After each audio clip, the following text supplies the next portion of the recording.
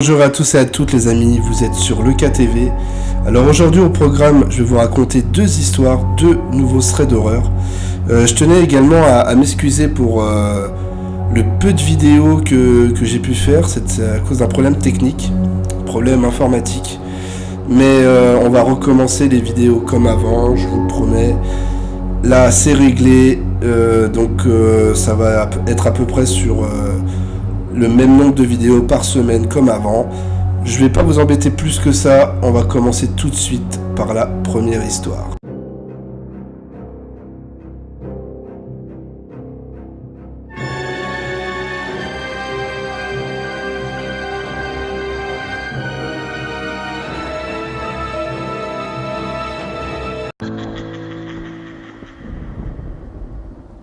Bonjour, c'est la première fois que je poste sur Reddit.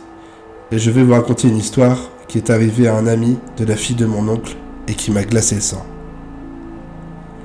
Pour une question de simplicité, j'appellerai l'ami en question Martin. Martin vivait en Bretagne et là-bas, il y a pas mal de routes dans les bois. Il devait souvent les emprunter pour rentrer chez lui après le travail et se déplacer. Un soir, il rentrait du travail, mais il vit un homme sur le bas-côté. Il portait un casque de moto sur sa tête et semblait faire du stop. Martin était quelqu'un de plutôt sociable, qui avait déjà pris des gens en stop, s'arrêta et proposa de le déposer. La route faisait plusieurs kilomètres et rejoindre la ville la plus proche à pied de ce genre de bois était quasiment impossible. L'autostoppeur n'avait pas enlevé son casque en rentrant dans la voiture. Il portait également de gants de moto. Il voulait se rendre dans une ville à une dizaine de kilomètres. Martin essayait de lui poser des questions sur comment il en était arrivé là, à attendre en plein milieu d'une route entourée de bois. Mais le garçon ne lui répondait pas vraiment de manière claire. Il esquivait les questions. Ça commençait à lui paraître étrange qu'il garde son casque, mais au moment où ils arrivèrent à un virage, le gars tourna le volant du côté opposé, faisant sortir la voiture et la faisant s'écraser dans les bois. La police et les secours étaient appelés. Il ne restait que Martin dans la voiture, qui avait failli laisser sa vie. Pendant plusieurs jours, il était en soins intensifs, notamment car sa tête avait frappé le volant de manière extrêmement violente, en plus des diverses blessures et fractures sur tout son corps. Après plusieurs semaines de rémission à un long séjour à l'hôpital, il fut en capacité de témoigner et d'expliquer tout ce qui s'était passé. Il avait compris que le gars, qu'il avait pris en stop, portait un casque pour éviter des dommages trop importants lors de l'accident. Et ça avait marché. Ce n'était pas le premier cas que la police recensait avec ce genre de scénario. Mais à l'heure d'aujourd'hui, l'autostoppeur n'a jamais été retrouvé. On ne sait toujours pas qui était cet homme. Martin va bien et c'est l'important. Mais si cette histoire le marque encore aujourd'hui, qu'il a toujours des séquelles aussi bien physiques que psychologiques.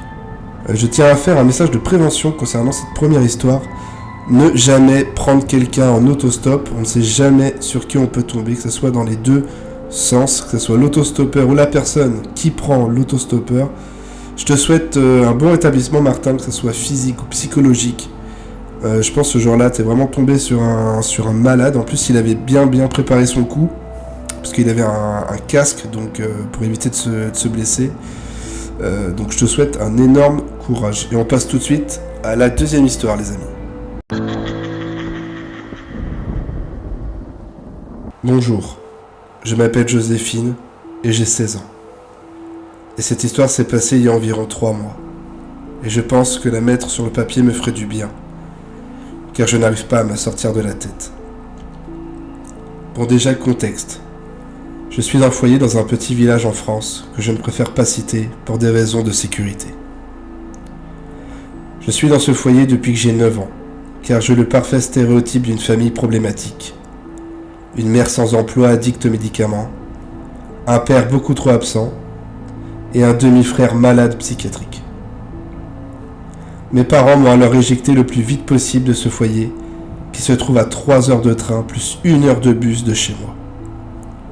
Je suis donc assez seul, Depuis que je suis arrivé, car j'ai toujours été assez différente. Genre je m'habillais un peu plus sombre. Je fumais des choses illégales. Des autres personnes de mon lycée, j'ai aussi réussi à me faire quelques amis en dehors du lycée. Bref, j'ai passé mon adolescence à faire des conneries. Boire, fumer, sortir en douce, mais qui n'avaient jusque-là jamais eu de répercussions graves. Mais je me suis un peu refroidi depuis cette histoire. Il y a alors 3 mois, nous sommes en début février à peu près, et je suis assez déprimé de nature, mais là, je suis vraiment pas bien. Je demande donc à mon pote, que l'on va appeler Sacha, de passer l'après-midi avec moi. Et j'avais rien de l'après-midi à cause des profs pas là. Je sors donc avec Sacha dans la forêt. On fume et on parle environ de 13h à 20h. C'était vraiment cool, et je me sens un peu mieux grâce à nos conversations, mais problème. J'ai études à mon foyer, à 20h jusqu'à 21h30. Et après, c'est censé être l'extinction des feux à 22h. Je dis censé car c'est hyper facile de sortir le soir et qu'on est beaucoup à le faire. Je demande donc à Sacha s'il veut pas me retrouver devant la boulangerie, qui se trouve pas très loin du foyer vers 23h30, pour qu'on reparle encore un peu. Étant donné que Sacha habite seul, vu qu'il est majeur, il fait ce qu'il veut et accepte. Il me raccompagne au foyer et je vais en études. Mais pendant toute l'étude, truc qui ne m'est jamais arrivé, j'ai super mal au ventre et je me sens super stressé. Je me rassure en me disant que je fais sûrement un bad trip, que je fume pas mal et que j'en fais jamais. Et bon, jamais dire jamais comme on dit. Je remonte donc dans ma chambre à 21h30 et j'essaye de me rassurer de dormir un peu. Je me réveille vers 23h. Je vois que ma compagne de chambre est partie, sûrement pour rejoindre son mec, comme elle le fait souvent. Je me prépare donc et je vais voir à la fenêtre de l'escalier, qui donne sur la rue en face du foyer. Je n'avais pas eu de nouvelles de Sacha, et je regardais donc, car on pouvait apercevoir la boulangerie de la fenêtre.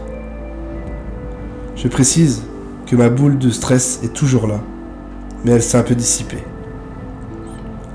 Et là, je vois un mec d'environ 1m80 qui attend devant la boulangerie avec un sweat gris. Je ne vois pas son visage, car il n'y a que 3 lampadaires allumés dans la rue. Mais la silhouette a la même carrure que Sacha, et je commence donc à sortir du foyer. Mais plus je me rapproche, plus ma boule de stress grossit, et je trouve ça vraiment bizarre. Heureusement, je suis encore loin de la rue, et donc pas encore sous la lumière des lampadaires, et l'homme ne peut donc pas me voir. Je me rationalise d'un coup et me dis que c'est forcément lui, et que je suis trop conne de psychoter comme ça comme une enfant.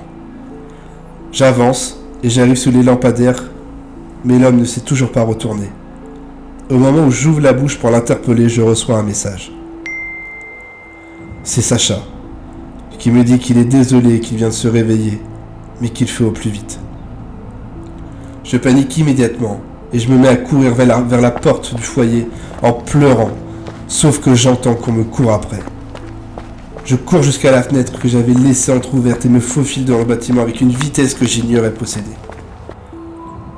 Je la ferme d'un coup, et vois alors le visage du faux Sacha.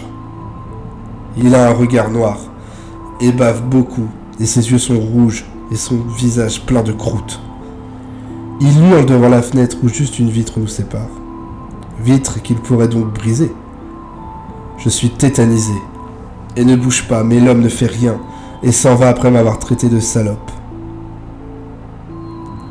Je remonte alors dans ma chambre, envoie juste un message à Sacha, pour le décommander en vitesse, et je pleure jusqu'au matin. J'en ai juste parlé à ma coloc de chambre qui a vraiment paniqué. Maintenant, nous ne sortons plus seuls, et avons prévenu les autres internes de faire de même. J'ai alors compris récemment que la forêt où nous avions fumé avec Sacha est un grand repère de vente de drogue dure et de prostitution illégale. L'homme devait être un toxicomane qui nous avait entendus et en avait profité. Mais aujourd'hui, je me demande encore ce qu'il se serait passé si Sacha est arrivé à l'heure, s'il s'était réveillé 10 minutes plus tard ou si l'homme m'avait rattrapé. Il me voulait seul. Je fais semblant des cauchemars de scénarios atroces avec cet homme, Mais je pense que ça se calmera quand j'aurai surpassé ce traumatisme. Alors, par rapport à cette deuxième histoire, je pense que, comme tu dis, l'homme a écouté votre conversation dans la forêt et qu'il savait que tu avais rendez-vous avec Sacha à telle heure devant la boulangerie, mais il en a profité, même s'il aurait aussi pu tomber sur le faux Sacha aussi. Je pense que maintenant, à l'avenir, tu sortiras peut-être moins ou tu feras beaucoup plus attention. Parce que comme quoi on peut vraiment tomber sur des malades, des fous aussi, surtout la nuit. Donc méfiance et j'espère que tu n'as pas été trop traumatisé par cette histoire. Alors mes amis, qu'est-ce que vous avez pensé de ces deux histoires? Dites-moi en commentaire quelle histoire vous a fait le plus frissonner ou le plus peur, on va dire. Nous on se retrouve bientôt pour 2 ou 3 nouveaux threads d'horreur. En attendant, merci à tous et à toutes d'avoir écouté ces deux histoires, de continuer à me soutenir, à me suivre. Un abonnement, un commentaire et un petit like. Et en attendant, je vous souhaite à tous et à toutes une très très bonne journée.